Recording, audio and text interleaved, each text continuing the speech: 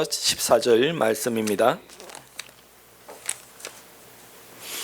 이사야서 7장 10절에서 14절 말씀입니다. 구약성경 976쪽입니다.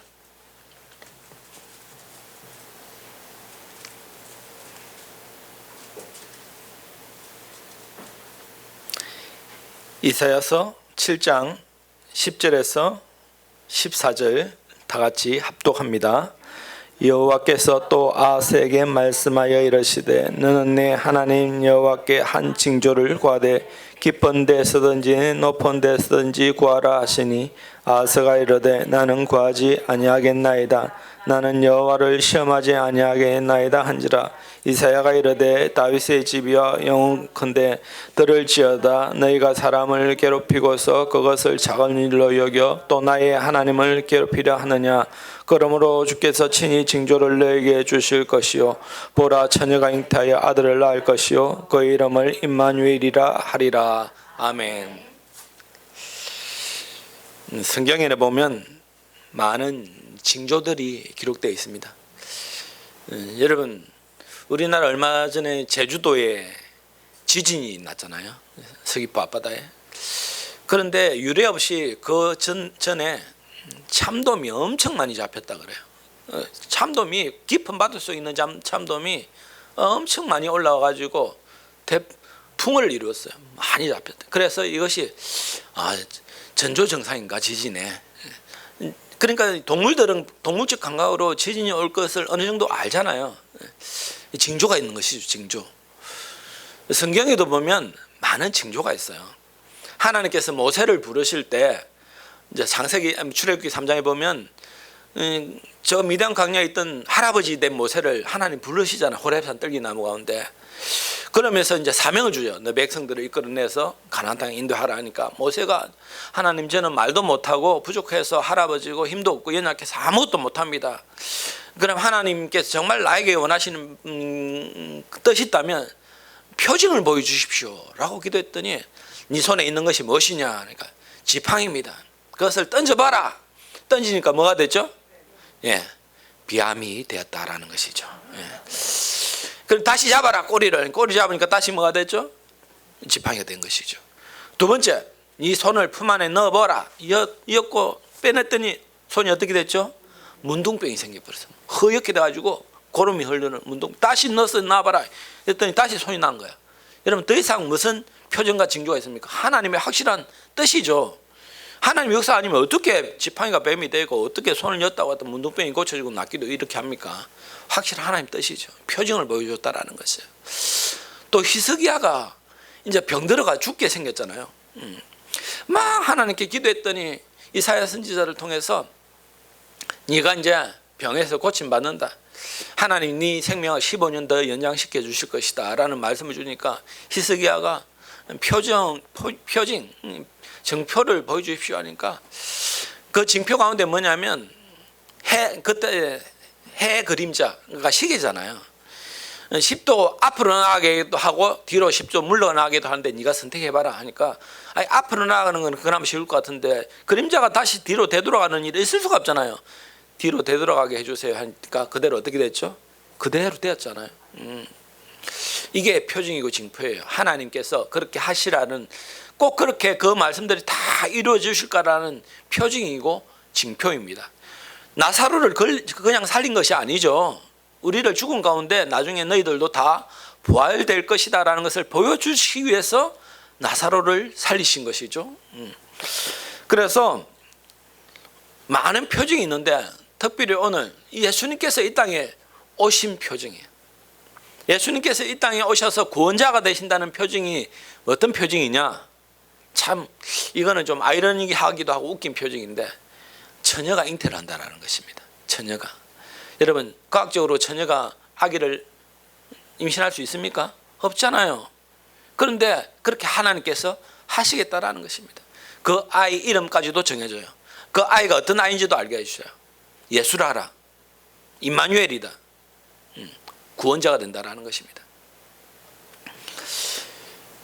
이 표징들을 보여주시는 것은 하나님께서 우리를 축복해 주시기 위해서입니다. 여러분 삶 가운데도 어떨 때는 하나님이 표징을 보여줄 때가 있어요.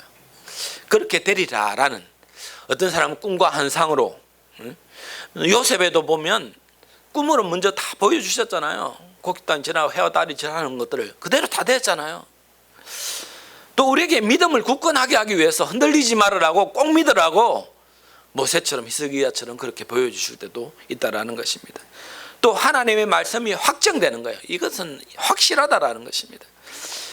그리고 무엇보다 하나님이 우리와 함께 한다라는 사실을 알게 하시려고 표징을 보여줄 때도 있다라는 것이고, 또 이 하나님의 말씀과 이 계명들을 반드시 너희는 100% 순종하고 따르라라는 것을 우리에게 부탁하시려고 표징을 보여줄 때가 있다라는 것입니다.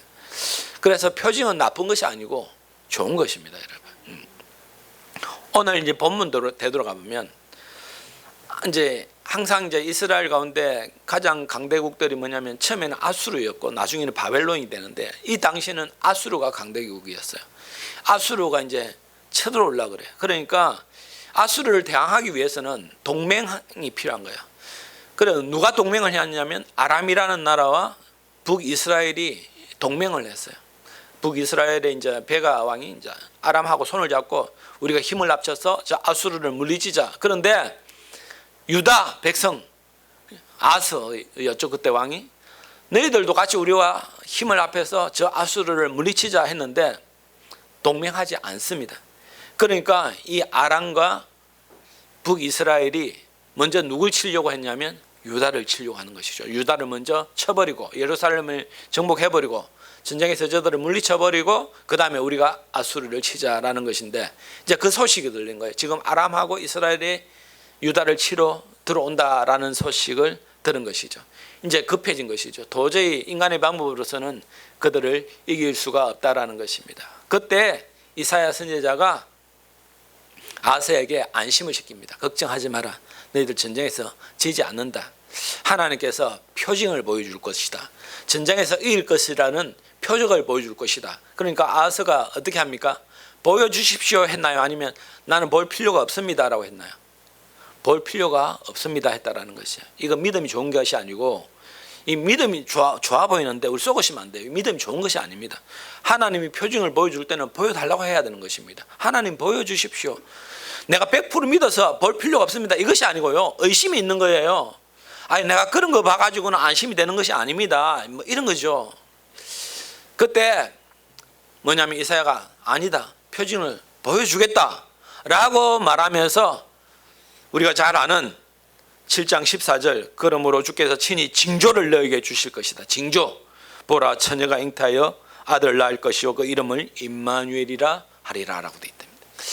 여러분, 여기서 표징은 뭐냐면 처녀가 잉태하여 아들을 낳는다라는 것입니다.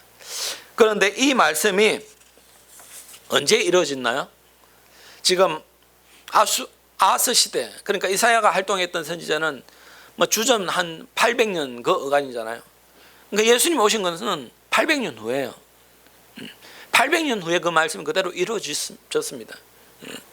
그런데 결국은 뭐냐면 네가 전쟁에서 지지 않는다라는 것입니다. 아람이 이스라엘이 쳐들어와가지고 유다를 함락했나요? 하지 못했다라는 것입니다.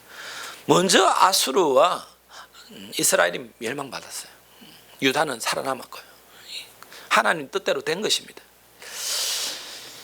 여러분, 오늘 이 말씀은 그대로 이루어지는데 이것은 아스 유다에게만 주는 말씀이 아니고 오늘 우리에게 주시는 말씀이다라는 것입니다.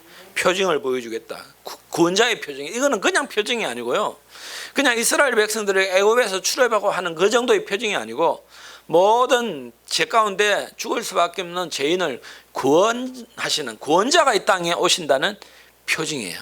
그 징표예요. 그것이 뭐냐? 처녀가 잉태하여 아들을 낳는다라는 것입니다. 이것이 바로 구원의 약속이다라는 것입니다.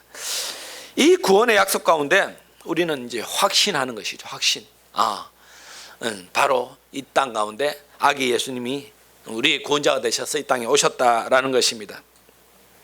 이 사항들은 우리가 이 시대에 살아갈 때 이제 우리에게 적용되는 것이죠. 어떤 상황 가운데서도 하나님은 임마누엘의 하나님이다라는 것입니다.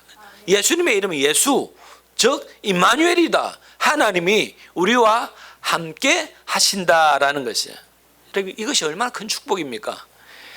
이 예수님이 이 땅에 오신 것은 하나님이 우리와 함께 하시려고 이 땅에 오셨다라는 것이에요. 이게 왜 대단한 일이냐면 구약시대 때 이 말씀이 선포됐잖아요. 구약시대는 하나님이 우리와 함께 하셨습니까? 구약시대는 하나님이 우리와 함께 하시지 않습니다. 어디에만 임하십니까? 성소, 그것도 지성소, 그것도 법궤, 그곳에서만 임하는 하나님이에요. 하나님의 영광을 감히 볼 수도 없어요. 하나님은 늘 이스라엘 백성들과 함께 하는 것이 아니었어요. 그 하나님 잘못하면 죽어버리고. 여러분, 구약의 하나님은요, 이스라엘 백성들과 늘 지켜봐 주시고 막 그 사랑으로 모든 걸 용서해 주시는 하나님이고 정말 겁나는 하나님이었거든요. 그런데 예수님이, 그 하나님이 인간의 몸을 입고 이 땅에 친히 이 땅에 오신다라는 거예요. 인간의 몸을 입고 이 땅에 오신다는 거예요. 이것은 구약의 입장에서 보면 대단한 일이죠. 놀라운 역사죠. 어떻게 그 존귀하신 하나님이 인간의 몸을 입고 이 땅에 오시는가? 그 왜 이 땅에 오시는 것이죠? 우리와 영원히 함께 하시려고 이 땅에 오신다라는 거죠. 임마누엘이에요. 임마누엘 뜻이 무엇입니까? 하나님이 너희와 함께 한다라는 것입니다. 임마누엘, 하나님이 우리와 함께 한다라는 것이에요. 여러분, 구약에서는 이건 상상할 수가 없는 일이에요. 그런데 예수님이 이 땅에 오심으로 말미암아 이제 하나님은 우리가 멀리 계시는 분이 아니고 날마다 우리와 함께 하시는 분이에요. 여러분, 지성소를 한번 생각해 보세요. 지성소가 어떤 곳입니까? 대제사장도 그곳에 제사드리러 가면 조금이라도 죄가 있으면 들어가자마자 죽어버리는 그 정말 하나님의 영광의 임재가 얼마나 대단한 곳입니까?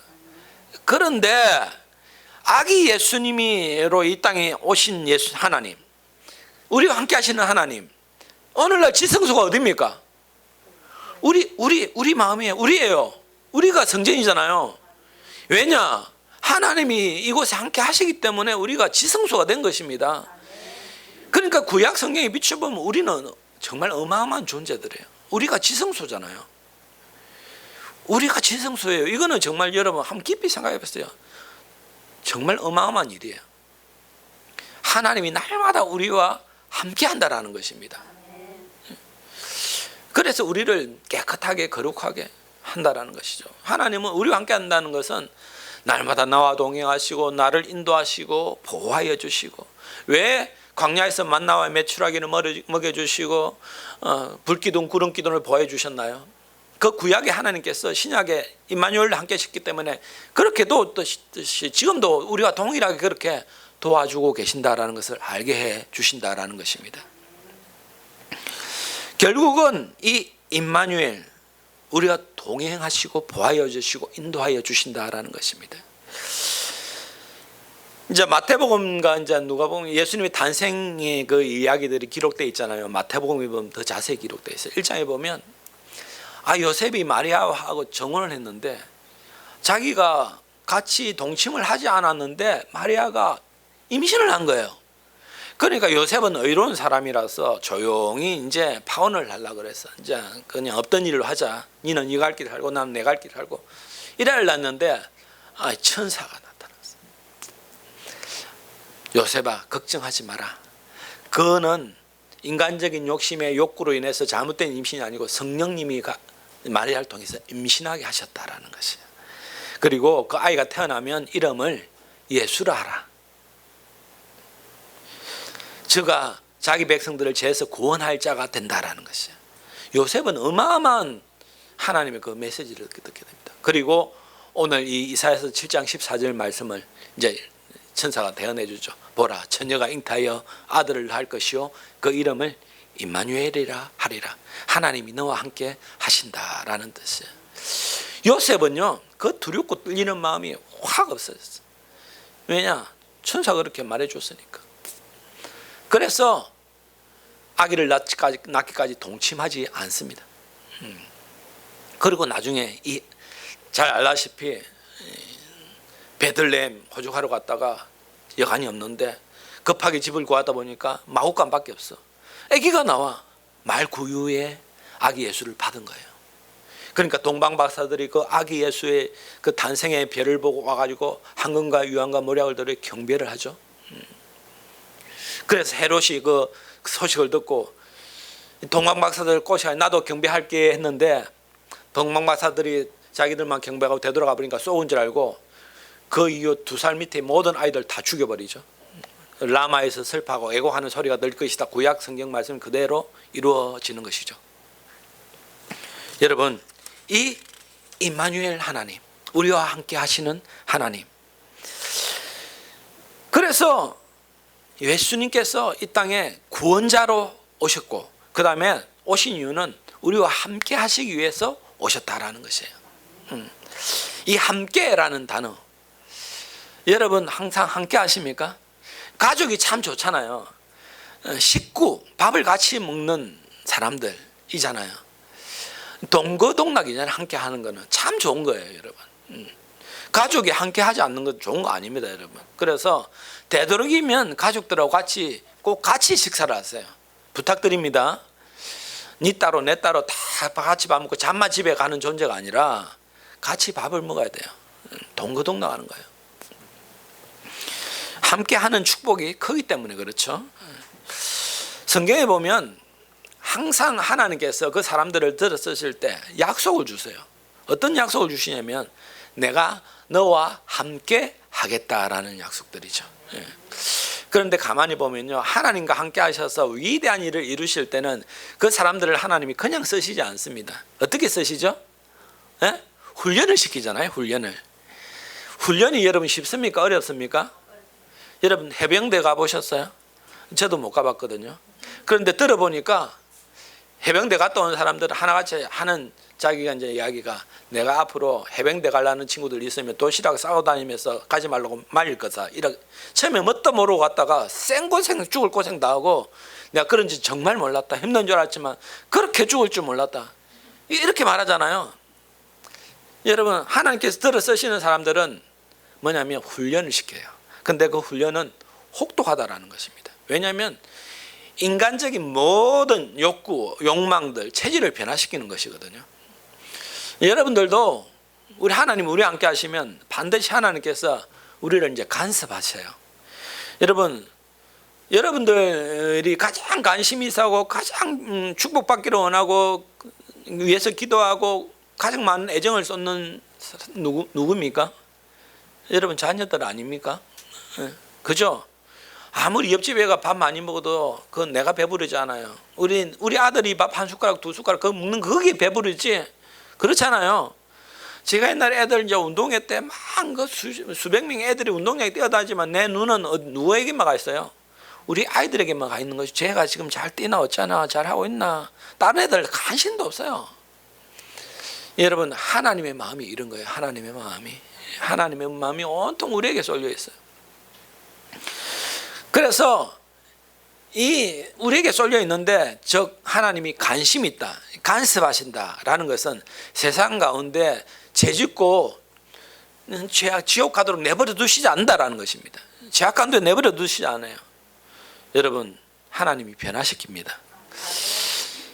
그 변화 가운데 하나님 간섭하실 때는 반드시 어떨 때는 고통이 있고 어려움이 있죠.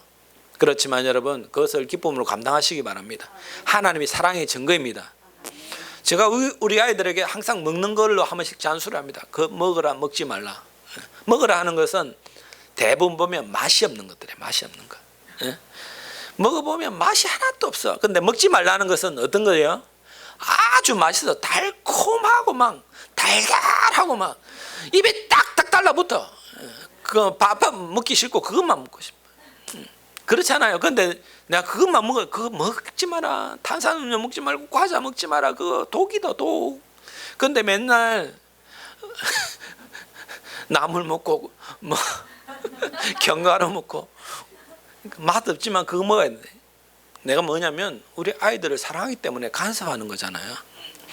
하나님도 여러분들을 간섭하실 거예요. 왜냐하면 죄악의 체질을 변화시켜야 돼 이제 여러분. 아시겠습니까? 여러분 이제 간섭할 때는 하나님이 나를 다스리고 계구나. 옛날에는 그렇게 세상 죄악이 달콤하고 재밌는데 어느 순간 재미가 없게 만들어 버리고 나중에 보면요, 내가 왜 저런 짓을 하고 있었을까? 그 쓸데없는 짓이었는데 깨닫게 됩니다. 여러분 의지대로 그것이 안 끊어지면 하나님이 끊게 하실 거예요. 그것이 하나님의 사랑의 증거입니다. 그래서 기도하세요. 하나님 저를 간섭하여 주세요. 오늘 목사님 말씀 듣고 아이고 간섭하면 힘들다던데 제발 하나님 적당히 간섭해 주세요. 나는 좀 세상 적당히 놀다가 즐기다가 나중에 하나님 때 되면 내가 알아서 갈 테니까 하나님 지금 간섭하지 마시고 나중에 좀 간섭해 주세요. 이렇게 기도하시는 분이 있어요. 정말. 여러분 하나님의 간섭과 사랑의 징표들은 좋은 것입니다. 하나님 우리를 사랑하시기 때문에 간섭하시는 거예요. 죄악의 백성들은 내버려 두세요. 간섭 받으시기 바랍니다. 한번 다 같이 말해 보세요. 말씀해 보세요. 하나님 저를 간섭해 주세요. 그렇게 될지어다. 이게 정말 좋은 건데 인간 육신적으로는 피곤함입니다. 고단함이에요. 그런데 변화돼야 돼요. 천국 백성으로 변화돼야 되잖아요. 여러분 천국 가서는 우리가 뭐만 한다 그랬어요? 예배드리고 찬양만 해요. 아직도 지옥 체질이 된 사람은 예배가 드리기 힘들어요. 뭐냐면 아직도 내가 천국 체질이 완전히 되지 않은 거예요. 가서 막 게임하고 TV 보고 놀고 이런 게 재밌지 예배드리는 게 재미없다 이러면 아직도 천국 체질이 안 된 거예요. 그런데 그런 거 해봤자 마겠나. 그래도 내가 영원히 하나님 기억하시고 축복하는 그 예배 자리에 나가지 이러면 어느 정도 이제 천국 체질로 변화되는 거예요. 변화돼야 돼. 변화돼야 돼. 노아 보세요. 하나님이 함께하는 사람. 노아는요 어떤 고난을 당했죠? 산 꼭대기에다 배를 지어라라는 거예요. 방주를 지어라. 이게 어떤 고난입니까 여러분? 그렇게 할 수 있습니까? 어떻게? 바다도 아니고. 그런데 노아가 그렇게 순종했어요. 그러니까 창세기 9장 12절 13절 보면 하나님이 이르시되 내가 나와 너희와 및 너희와 함께하는 모든 생물 사이 대대로 세우는 언약의 증거는 이것이라. 내가 내 무지개를 구름 속에 두었느니 이것이 나와 세상 사이의 언약의 증거다라고 되어 있습니다. 하나님이 함께하는 증거, 무지개 언약이죠. 야곱과도 하나님이 함께하였죠. 야곱도 보면 인상이 파란만장하잖아요. 도망자 신세, 또 자기 삼촌에게 쏟고 얼마나 고통스럽습니다. 그렇지만 하나님이 야곱을 들어 쓰실 때 결국 야곱의 12자녀가 12지파가 되잖아요. 그 속에 요셉이 죽고요. 창세기 28장 15절 보면 내가 너와 함께 있어 내가 어디로 가든지 너를 지키며 너를 이끌어 이 땅으로 돌아오게 할지라. 내가 내게 허락한 것을 다 이루기까지 너를 떠나지 아니하리라. 하나님의 야곱을 통해서 모든 약속을 이루실 때 먼저 약속이 뭐냐? 내가 너와 함께 하겠다라는 약속입니다. 여러분 이 함께하는 축복은 그렇게 임마누엘 축복은 엄청난 축복입니다. 항상 여러분 삶 가운데 하나님이 지금 나와 함께하는 것을 잘 점검하셔야 돼요. 요셉도 하나님 들어 쓰실 때 먼저 고통이 있었죠. 그렇지만 나중에 보면 창세기 39장 2절 3절 보면 여호와께서 요셉과 함께 하심으로 그가 형통한 자가 되어 그의 주인 애굽 사람의 집에 있으니 그의 주인이 여호와께서 그와 함께 하심을 보며 또 여호와께서 그의 범사에 형통하게 하심을 보았더라. 요셉과도 함께 했어요. 그러니까 그 집 보디발이었잖아요. 주인이 요셉을 보니까 세상에 하나님의 신이 함께하는 사람이야. 저는 내가 손 안 대도 되겠다. 하나님이 함께하는 사람. 그걸 깨닫고 모든 걸 다 넘겨버렸다라는 것입니다. 여러분 함께하는 사람은 틀려져. 여러분 오늘날 우리가 함께하는 사람은 변화돼야 됩니다. 마음의 변화, 생각의 변화, 이제는 체질의 변화가 돼야 돼요. 제가 항상 이 신앙인들이 왜 변화되지 않을까? 가만히 보니까 마음과 생각이더라고요. 마음과 생각, 체질이 변화돼야 돼요. 변화가 되지 않으면 안 됩니다, 여러분. 변질이 되잖아요. 변화가 돼야 됩니다. 모세와도 하나님께서 처음에 하실 때 뭐냐면 출애굽기 3장 12절 보면 하나님이 이르시되 내가 반드시 너와 함께 있으리라. 내가 그 백성을 애굽에 인도하여 낸 후에 너희가 내 산에서 하나님을 섬기리니 이것이 내가 너를 보낸 증거니라. 내가 반드시 너와 함께 있으리라 라고 되어 있습니다. 여러분, 이렇게 믿음의 사람들은 쓰임받기 전에 하나님께서 분명히 약속을 주시는데 너희와 함께 하겠다라는 것이에요. 오늘 우리 예수사랑교회 하나님이 함께하는 교회가 되기를 원합니다. 아멘. 여러분들 삶 가정이 하나님과 함께하기를 바랍니다. 아멘. 여러분, 이 함께한다는 것은 참 좋은 거예요. 사람도 함께하는 것 좋은 것이고 마음도 함께하는 게 좋은 것이고 하나 되는 것, 함께하는 것 참 좋은 것이거든요. 그런데 마귀의 존재는 어떤 존재입니까? 분열시키는 존재예요. 절대 하나 되지 못하게 하는 거예요. 가족을 와해시켜요. 하나 되지 못하게 해요. 교회도 분열시키잖아요. 나라도 분열시켜버려요. 여러분, 성령이 충만한 나라들은 똘똘 뭉치게 돼 있죠. 그런데 이 타락한 백성들은 나라가 일단 쪼개져 버려요. 교회도 쪼개져 버리고요. 이게 성령이 함께 하지 않는 증거입니다. 하나님의 역사가 나타나면 반드시 함께 하게 돼 있다는 것입니다. 함께 할 때는 여러분 서로 부족하고 연약하고 서로 잘못한 거 있어도 어떻게 합니까? 용서해주고 보듬어주고 이렇게 안아주잖아요. 이것이 하나님의 역사이다라는 것입니다. 살살 이제 졸리니까 하나님이 확 저기를 넘어지게 해가지고 정신을 바짝 들게 만드시네. 감사하게도 눈을 팍 뜨시네 전부 다. 여러분, 사무엘과도 하나님이 함께 했어요. 어린 사무엘상 3장 19절 보면 사무엘이 자라매 여호와께서 그와 함께 계셔서 그의 말이 하나도 땅에 떨어지지 아니하였다라고 되어 있어요. 어린 사무엘에게 하나님이 함께 하신 거예요. 엘리 제사장이 타락하니까 하나님의 영이 사무엘에게 임한 것이에요. 오늘 본문 이사야서 7장 14절 보라 처녀가 잉태하여 아들을 낳으리니 그 이름을 임마누엘이라 하라. 하나님이 함께 하신다라는 뜻이잖아요. 여러분, 예수님이 우리와 함께 하시기 위해서 이 땅에 인간의 몸을 입고 오실 때는 얼마나 엄청난 희생이 있는 것입니까? 하나님이신 그분이 왜 이 땅에 인간의 몸을 입고 오십니까? 인간의 몸을 입는다는 것은 일단은 배고픔과 고통과 추위와 아픔이 있다라는 것이잖아요. 천국에는 그런 게 없어요. 하늘나라는. 그런데 그 하나님이 인간과 함께 하시기 위해서 친히 이 땅에 인간의 몸을 입고 오신 거예요.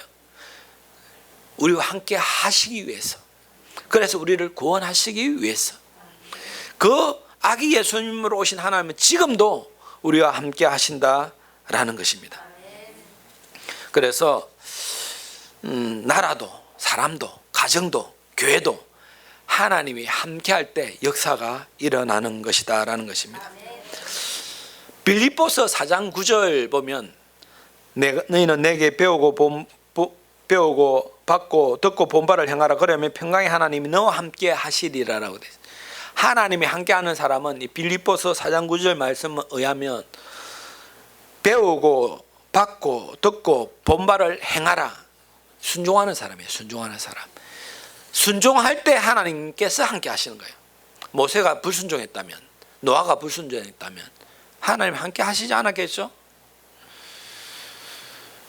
여러분들 불순종하면 하나님이 함께 하시지 않습니다. 순종하셔야 하나님이 함께 하십니다. 저는 여러분들에게 항상 말씀합니다. 예배 잘 들으십시오. 서로 사랑하십시오. 지금은 그 단계입니다, 여러분. 더 다음 단계도 있지만 지금은 예배의 승리자가 되어야 돼요. 그리고 어떤 사람들은 사랑할 수 있는 사랑의 마음을 가져야 돼요.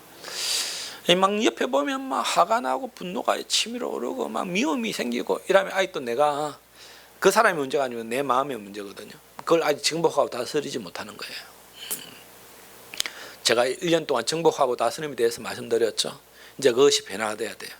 내가 변화되면 내 주위의 당연히 다 변화되게 돼 있어요. 믿음의 사람들의 공통적인 특징은 하나님이 함께 한다라는 것과 그 함께하는 사람에게는 반드시 그 사람의 행동이 어떠냐면 순종하는 사람이다라는 것입니다. 이것이 이제 임마누엘의 축복인데요. 여러분, 임마누엘과 반대되는 단어를 제가 성경을 보면서 한번 찾아봤어요. 하나님이 나와 함께한다라는 반대되는 단어가 이 임마누엘, 히브리어잖아요. 임마누엘이거든요. 하나님이 함께하지 않는 단어가 뭔지 한번 여러분 유출해 보세요. 뭘까요? 힌트를 드리면 사무엘상에 나와요. 엘리 제사장하고 관련이 있죠. 그렇죠. 자, 이 이야기를 제가 드릴게요. 엘리, 이제 사무엘 태어날 때 그 대제사장 엘리 제사장인데 그 아들 둘이가 홈리와 비나스예요. 그런데 이 두 아들이 얼마나 타락을 했던지 백성들이 제사를 드리려고 고기를 가져오면 이제 제사를 드리고 남은 고기를 자기들만 기름주고 맛있는, 오늘날 말하면 삼겹살만 건져서 속속 먹었다라는 거예요. 뒷다리는 주고 버리고, 쉽게 말하면 그런 거예요. 갈고리를 맛있는 고기만 쪽쪽 먹고, 그리고 그 성전 안에서 일하는 여인들과 동침을 하고 죄악이 끝을 향했어요. 하나님이 도저히 보실 수가 없어서 나중에 결국은 그 후임자를 하나님 미리 이제 세우죠. 누구죠? 사무엘. 한나의 기도를 통해서 사무엘을 태어나게 하시고, 어릴 때부터 하나님 말씀을 들려주시잖아요. 꿈에 막 보면은 처음에는 막 사무엘이 너무 어려가지고 그 음성을 듣고도 막 제사장이 가지고 저를 부르셨습니까? 막 하잖아요. 하나님 음성이었는데 결국 이 홈리와 비나스가 전쟁에 나갑니다. 블레셋과의 전쟁에서 나갈 때 전쟁이 자꾸 지는 거예요. 이스라엘 백성들은 지는 이유는 왜 그렇죠? 하나님이 함께 하지 않으면 꼭 지는 거예요. 하나님이 함께 하면 어떤 전쟁에도 이깁니다. 졌다 지고 있으니까 급하게 이제 뭐가 필요한 거예요? 법궤가 필요한 거죠. 법궤 빨리 메고 온나. 왜냐하면 법궤는 하나님 임재의 장소잖아요. 법궤를 메고 왔는데도 졌을까요? 이겼을까요? 법궤가 있으면 이겨야 되는데 져버렸어요. 왜 졌을까요? 예, 이들은 법궤를 하나님의 임재의 상징으로 여기는 것이 아니라 그냥 전쟁의 도구로만 사용하는 겁니다. 법궤가 법궤 되려면 믿음이 함께 해야 되는 것인데, 하나님이 이 법궤와 함께 한다는 걸 알아야 되는데 그냥 무조건 그냥 뭐냐, 부적으로 부적이에요. 부적. 이 부적처럼 여긴 거예요. 그러니까 법궤를 뺏겨버렸어. 그리고 홈리와 비나스가 그 전쟁에서 죽임을 당합니다. 그때에 이제 어떤 사람이 그 소식을 전하죠. 엘리 제사장의 세상이 큰일 났습니다. 지금 블레셋 전쟁에서 법궤를 뺏겨버렸습니다. 그리고 당신의 아들 홈리와 비나스가 하루아침에 죽임을 당했습니다. 그 말을 듣던 엘리 제사장이 어떻게 됐죠? 의자에 앉아 있다가 뒤로 벌라당 넘어졌는데 내진탕으로 즉사를 했어요. 그때 이렇게 어떻게 설명되어 있습니까? 엘리 제사장의 몸이 비대하여라고 돼요. 말 그대로 뚱땡이였다 이 말이죠. 맨날 맛있는 고기만 건져 먹었으니 뚱뚱해가지고 몸을 가누죠. 그 충격적인 소식을 듣고 뒤로 넘어져 바로 죽어버렸어요. 그때 비나스의 부인, 며느리죠, 아기를 낳습니다. 이 아기를 낳는데 진통이 어마어마하게 큽니다. 이 아기가 태어나는데 아기 이름을 뭘로 할까라고 했을 때 이 아기 이름을 이가봇이라 알아요. 이가봇은 뭐냐면 이는 없다라는 것이 없다. 가봇은 영광이 떠났다라는 것입니다. 그래놓고 아기를 놓고 이가봇이라 하고 그 며느리도 아기 낳다가 죽어버렸어요. 하루아침에 법궤 뺏겨버리고 홈리와 두 아들 죽어버리고 아버지 세상 죽어버리고 아기 낳던 며느리 죽어버리고 그 이가봇만 남은 거예요. 하나님의 영광이 떠난 그 이름만 남은 것이에요. 여러분, 임마누엘에 반대되는 개념이잖아요. 이가봇, 하나님의 영광이 떠나버린 거예요. 하나님의 영광이 떠난 곳에는 죽음만이 있는 것입니다. 천국은 왜 천국입니까? 하나님이 늘 함께 하시기 때문에 천국이고, 지옥은 왜 지옥입니까? 하나님이 계시지 않고 마귀들만 두글두글 끓으니까 지옥이 되는 것이에요. 이 땅에서도 천국이 있고 지옥이 있잖아요. 하나님을 떠난 존재들은 지옥에 사는 것이고, 하나님과 동행하는 임마누엘의 축복을 누리는 사람은 천국이 되는 것입니다. 여러분, 우리는 이 이가봇의 의미, 이가봇이 우리에게 주시는 메시지를 잘 새겨들어야 돼요. 정말 제가 조심스러운 말이지만 오늘날 하나님의 영광이 떠난 교회가 있을까요, 없을까요? 있죠. 있습니다. 정말 슬픈 현실이지만 있습니다. 영국, 유럽 쪽에는 기독교 역사가 벌써 몇 년입니까? 터키는 갈라디아 지역이잖아요. 옛날에 보면 이 기독교 역사가 2000년인데 지금 뭐 이슬람이 막 98%막 이슬람화가 됐어요. 교회가 없어. 교회를 세울 수가 없어. 법적으로 그냥 공식적인 이슬람 국가에. 우리 내가 아는 동기 선교사님 거기서 선교를 하시는데 대놓고 교회를 세울 수가 없습니다. 조용히 은밀하게 전도를 하죠. 왜 그렇습니까? 그 땅 가운데 하나님 떠나버렸어요. 하나님의 영광이 떠났어요. 우리 대한민국 땅 한번 생각해 보세요. 하나님의 영광이 임하니까 엄청난 교회의 부흥과 우리나라를 축복해 주시잖아요.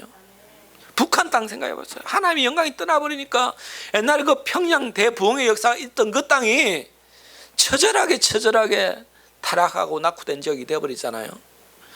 여러분 가정도 한번 생각해 보세요. 예수 믿을 때와 믿지 않을 때 엄청난 차이가 있습니다. 여러분, 우리가 세월이 이렇게 길어서 그렇지 한눈으로 딱 이렇게 되돌아보면 하나님의 영광이 임한 것과 영광이 떠난 것은 엄청난 차이가 있습니다. 오늘날 우리에게 보여주는 증거는 뭐냐면 천국과 지옥이 이렇다라는 것입니다. 천국에서는 하나님의 영광이 가득하고 하나님이 늘 함께하는 곳이고 지옥은 하나님이 안 계시는 곳이야. 마귀들만 역사하는 것입니다. 순종이 없는 행위들, 영혼이 없는 믿음, 사랑이 없는 제사, 형식적인 신앙, 하나님의 영광이 떠납니다. 여러분, 오늘 우리가 항상 그래서 조심해야 돼. 왜 제가 여러분들 처음에 서두에 하나님의 간섭이 필요하다 했을까요? 하나님이 간섭하신다는 것은 어쨌든 하나님 나와 함께 한다는 증거예요. 나를 사랑한다는 증거예요. 그러면 희망이 있어요. 그러면 괜찮아요. 하나님이 그냥 죄악 가운데 죄를 지어도 그냥 네가 마음대로 죄를 지어도 그냥 하나님 내버려 두는 사람은 그 심각한 문제잖아요. 죄를 짓는데도 아무 자각 증상이 없어. 하나님의 영광이 떠나버려요. 죄악 가운데 내버려 두는 것입니다. 소돔과 고모라 그러죠. 소돔과 고모라. 불심판을 내리는 것입니다. 우리가 기억해야 될 것은 임마누엘의 그 하나님이 지금 우리와 함께 한다라는 사실입니다. 항상 그래서 여러분 하나님의 임재를 간구하세요. 하나님 저와 함께 하여 주시고 저와 동행하여 주시고 성령님 이 시간 우리 속에 가여 주시옵소서. 나를 간섭하여 주시고 다스려 주시고 통치하여 주시옵소서. 이런 간구가 필요한 것입니다. 여러분, 그러면 괜찮아요. 그러면 진짜 괜찮아요. 저는 우리 교회를 바라볼 때 하나님이 정말 다스리고 계시구나. 하나님이 정말 다스리고 계시구나. 저를 바라볼 때 하나님이 정말 나를 다스리고 계시구나. 왜냐하면 잘못을 하면 하나님 어김없이 깨닫게 해주시니까. 어김없이 하나님 바로 직방으로 깨닫게 해주시니까 하나님이 나와 함께 하시는구나. 안심이 되잖아요. 내가 죄를 지었는데 하나님 가만 내버려 두신다면 이게 심각한 문제잖아요. 여러분, 목회자도 죄를 안 짓습니까? 짓습니다. 마음으로 지은 죄도 죄잖아요. 목회자도 죄 짓습니다. 그런데 날마다 새로워지고 변화되는 이유는 하나님이 그 통치하시고 다스림이 있기 때문에 자각을 하는 거예요. 내가 이거 잘못했구나. 어떤 사람은 죄를 짓고도 자기가 잘못한지 모르거든요. 그런데 하나님 깨닫게 해주세요. 이렇게 말하고 이렇게 행동하는 거 잘못됐다라는 것을 알게 해주시는 것이죠. 그러면 괜찮아요. 여러분, 제가 괜찮으면 우리 교회가 괜찮은 거예요. 그 교회를 먼저 하나님께서 영광이 떠날 때는 목회자를 그냥 내버려 두시거든요. 그럼 난리가 나요. 나중에 목회자 교만해지고 보면은 막 성도들이 목회자 때문에 시험에 떠나버리고. 여러분, 항상 하나님이 우리와 함께 한다라는 사실을 잊지 마시기 바랍니다. 시편 23편 4절 보면 내가 사망의 엄청난 골짜기로 다닐지라도 해를 두려워하지 않을 것은 주께서 나와 함께 하심이라. 주의 지팡이와 막대기가 나를 안위하시나이다. 내가 사망의 엄청난 골짜기로 다닐지라도 해를 당하지 않는다. 원수들이 나를 막 옆에서 칼로 찌를 것 같고 막 창으로 찌를 것 같지만 전혀 걱정할 것이 없다. 왜냐? 하나님이 나와 함께 하시기 때문에 그렇다라는 것입니다. 요한계시록 21장 3절 4절 보면 내가 들으니 보좌에 큰 음성이 나서 이르되 보라 하나님의 장막이 사람들과 함께 있으며 하나님이 그들과 함께 계시리니 그들은 하나님의 백성이 되고 하나님은 친히 그들과 함께 계셔서 모든 눈물을 그 눈에서 닦아주시니 다시는 사망이 없고 애통하는 것이나 곡하는 것이나 아픈 것이 다시 있지 아니하리니 처음 것들이 다 지나갔습니다. 천국 가면 어떻게 묘사되는지 아시죠? 하나님이 날마다 함께 해주시면서 너의 눈물을 싹 다 닦아주시는 거예요. 곡하는 것이나 애통하는 것이 없다. 예전 것은 다 지나갔다. 그곳에는 하나님 주시는 기쁨만이 가득하다. 왜냐? 그곳에는 하나님이 함께 하시는 곳이기 때문에 그렇다라는 것입니다. 제가 말씀드리지만 우리가 천국 가서도 천국이지만 이 땅에서도 천국을 그 경험하면 살아야 돼요, 여러분. 아시겠습니까? 하나님이 나와 동행하는데 왜 그렇습니까? 내가 사망의 엄침한 골짜기로 다닐지라도 해를 두려워하지 않을 것은 주께서 나와 함께 하심이라. 주의 지팡이와 막대기가 나를 안위하시나이다. 여러분 데살로니가후서 3장 16절 보면 평강의 주께서 친히 때마다 일마다 너에게 평강을 주시고 주께서 너희 모든 사람과 함께 하시기를 원하노라. 항상 인사말이 이래요. 평강의 하나님이 너희와 함께 하시기를 원하노라. 함께 하는 사람은 샬롬의 축복, 평강의 축복을 누리는 것입니다. 여러분 아기 예수님이 이 땅에 임마누엘이라는 이름으로 오신 것은 우리와 함께 하시기 위해서 이 땅에 오셨습니다. 그 아기 예수님이 죽으시고 부활하시고 성천하시고 영으로 지금도 우리와 함께 하신다라는 그 사실을 잊지 마시기 바랍니다. 날마다 주님과 동행하는 여러분 되시기 바랍니다. 이 시간 우리 합심해서 기도할 때